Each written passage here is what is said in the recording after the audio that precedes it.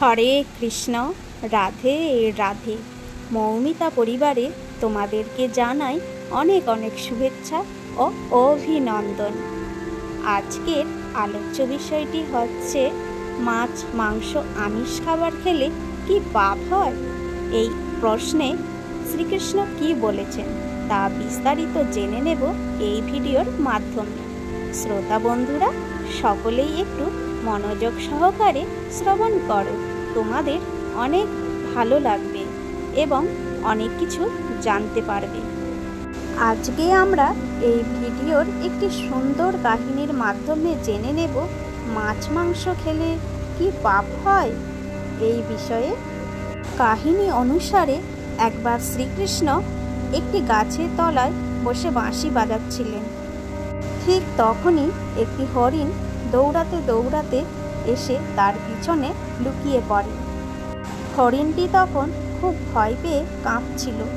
ভগবান শ্রীকৃষ্ণ তার মাথায় হাত বুলাতে বুলাতে তাকে জিজ্ঞাসা করলেন, কি হয়েছে তোমার, আর এভাবে ভয় পাচ্ছ কেন? ঠিক সেই সময় একজন শিকারী সেখানে উপস্থিত হয়ে শ্রীকৃষ্ণকে বললেন, এই শিকার আমার, একে আমার হাতে তুলে দিন, আমি একে হত্যা করে এর মাংস খাব। তখন ভগবান শ্রীকৃষ্ণ বললেন, প্রতিটি প্রাণীর নিজের ওপর তার নিজস্ব অধিকার থাকে, অন্যর অধিকার থাকে না। আর তুমি কি জানো না জীব হত্যা করা পাপ? তুমি কি জানো মাংস খেলে পাপ নাকি পুণ্য? এই কথা শুনে শিকারী বললে, আমি আপনার মতো জ্ঞানী নয়, আমি জানি না মাংস খেলে পাপ হয় কি না। আমি শুধু এইটুকুই জানি, আমি শিকার না করলে আমার পরিবার না খেয়ে মারা যাবে। আর তাছাড়াও রাজা মহারাজারাও তো শিকার করে থাকে, তারা তো পাপী হয় না, তাহলে আমি কেন বা পাপী হব?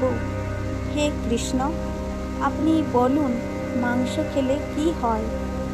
ভগবান তখন শিকারীকে বললেন, এসো আমি তাহলে তোমাকে একটা গল্প শোনাই।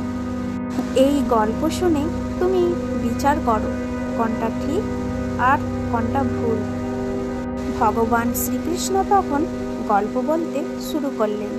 তিনি বললেন, একবার নগরে অনাবৃষ্টির কারণে সমস্ত ফসল উৎপাদন নষ্ট হয়ে গেল। চারিদিকে শুধু দুর্ভিক্ষ দেখা দিল। তখন রাজা এই সমস্যা সমাধানের জন্য সমস্ত পরামর্শদাতাদের ডেকে পাঠালেন। তিনি তখন বললেন, এই অনাবৃষ্টির কারণে সমস্ত শস্য উৎপাদন নষ্ট হয়ে গেছে, আর এইভাবেই যদি চলতে থাকে অচিরেই রাজভাণ্ডার শেষ হয়ে যাবে। তাই আপনারা বলুন এর সমাধান কি হতে পারে, আর সবথেকে সস্তা খাবার কি হবে?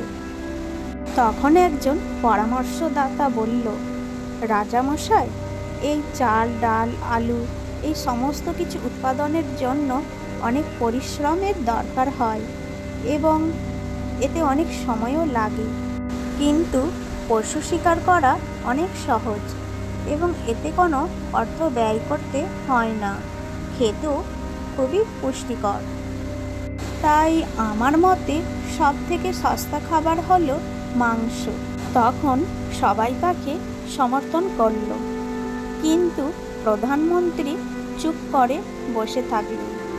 তখন রাজা তাকে জিজ্ঞাসা করলেন, আপনি কেন এইভাবে চুপ করে বসে আছেন? আপনার কাছে সস্তা খাবার কি? প্রধানমন্ত্রী তখন বললেন, এ বিষয়ে আমি আপনাকে কালকে জানাবো। এরপর প্রধানমন্ত্রী সেই রাতে যে বলেছিল মাংসই হলো সব থেকে সস্তা খাবার, তার বাড়িতে গেল।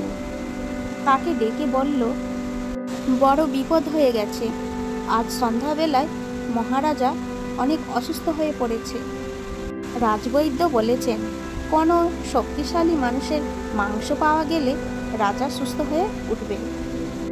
আমার মতে আপনিই হলেন এই রাজ্যে সবচেয়ে শক্তিশালী মানুষ। আমি আপনাকে 1,00,000 স্বর্ণমুদ্রা দেব, কিন্তু তার বিনিময়ে আপনি আপনার বুকের একটু মাংস কেটে নিয়ে আমাকে দিন।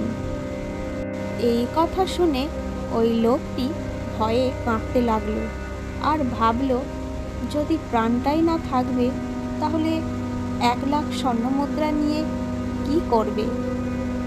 সঙ্গে সঙ্গে সে দৌড়ে ঘর থেকে 1,00,000 স্বর্ণমুদ্রা নিয়ে এসে মন্ত্রীর হাতে দিয়ে বলল, মন্ত্রীমশাই, এই 1,00,000 স্বর্ণমুদ্রা আপনার 1,00,000 স্বর্ণমুদ্রার সাথে মিলিয়ে নিন, আর এই 2,00,000 স্বর্ণমুদ্রা নিয়ে অন্য কারোর মাংস নিয়ে নিন। আপনি আমাকে ছেড়ে দিন।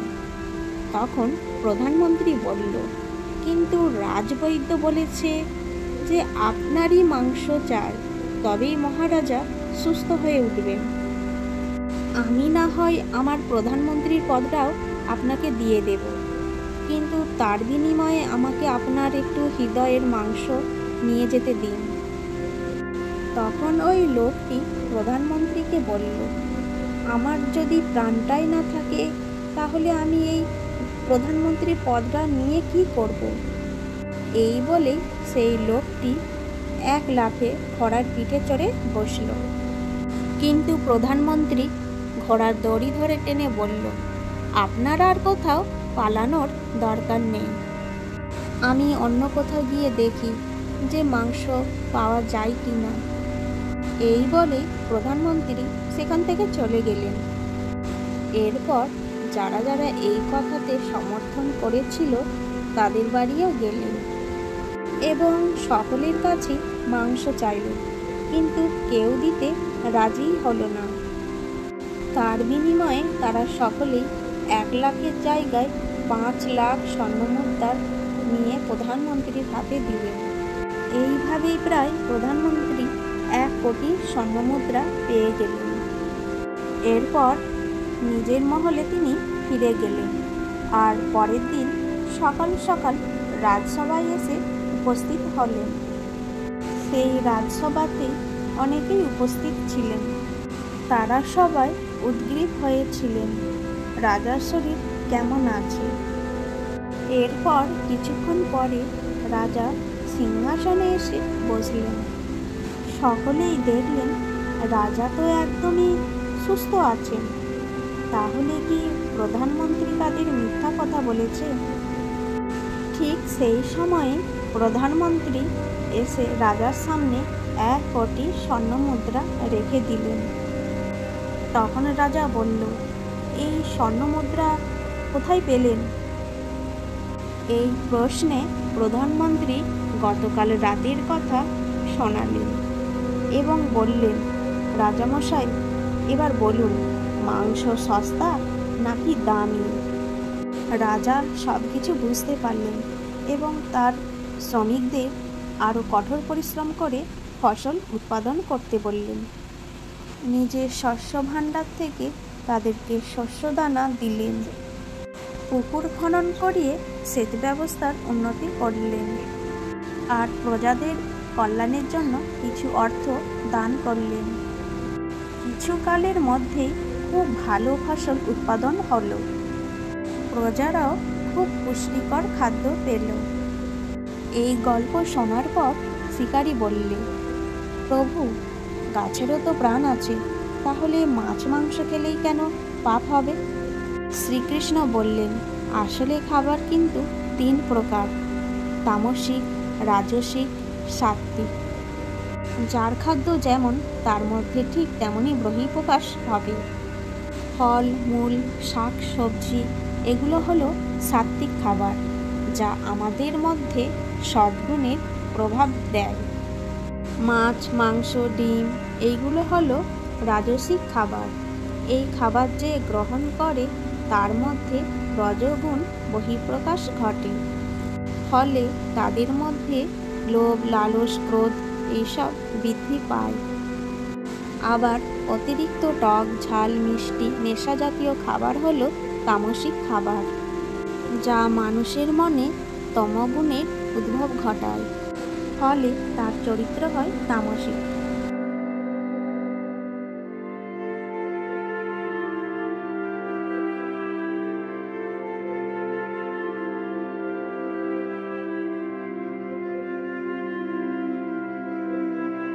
আজকের এই ভিডিওটি এই পর্যন্তই থাকলো। সকলেই ভালো থেকো, সুস্থ থেকো আর ভালোবেসে বলো রাধে রাধে।